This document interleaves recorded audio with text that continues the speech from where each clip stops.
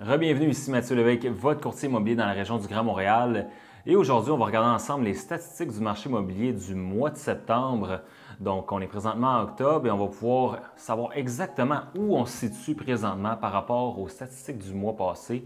Donc, on va regarder le nombre de ventes, l'inventaire actuel et le prix médian, que ce soit unifamilial, copropriété ou propriété à revenus. Donc, vous allez vouloir rester jusqu'à la fin du vidéo pour avoir une excellente compréhension du marché immobilier actuel. Donc, si vous êtes nouveau sur la chaîne, je vous invite à venir vous abonner. Si vous êtes de retour, je vous dis re-bienvenue. Donc, sans plus tarder, plongeons dans les statistiques.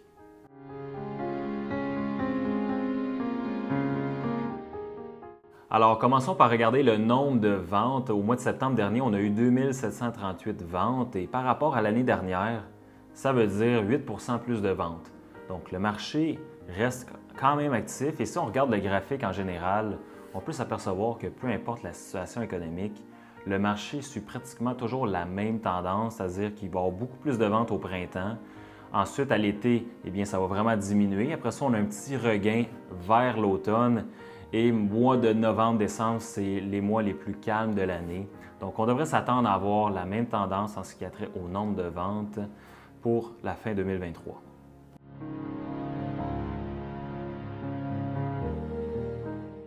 Maintenant, si on regarde le nombre d'inscriptions en vigueur, en septembre 2023, on avait 16 398 inscriptions en vigueur, ce qui se trouve à être 5,5 % plus qu'en septembre de l'année dernière.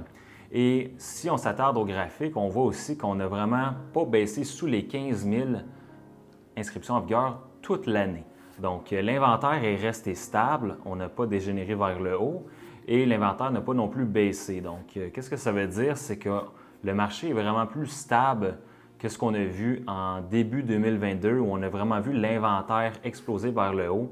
Et depuis que ça a dépassé les 15 000, on voit vraiment que ça s'est stabilisé. Donc, à mon avis, ça devrait rester dans ces eaux-là si on ne voit pas les taux d'intérêt monter drastiquement.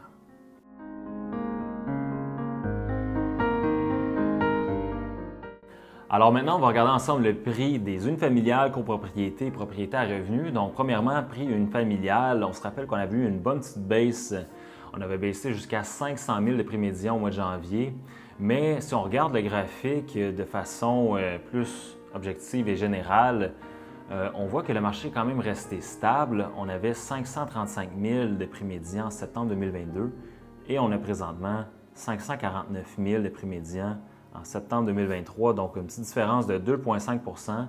Le marché est revenu ce qui était l'année dernière. Donc, c'est une bonne nouvelle parce que je pense que tout le monde veut un marché un peu plus stable après ce qu'on a vécu en 2020-2021. Donc, c'est ça, si vous êtes acheteur ou vendeur, au moins, vous pouvez vous attendre à des prix qui vont rester stables aussi, je crois, pendant les prochains mois.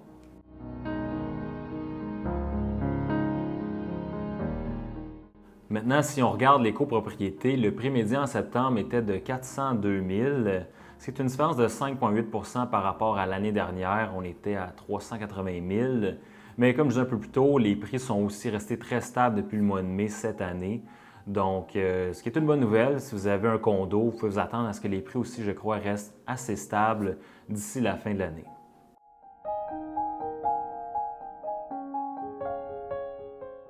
Et en terminant, les propriétés à revenus. Donc, au mois de septembre, on avait 730 000 de prix médian pour les propriétés à revenus de 2 à 5 logements.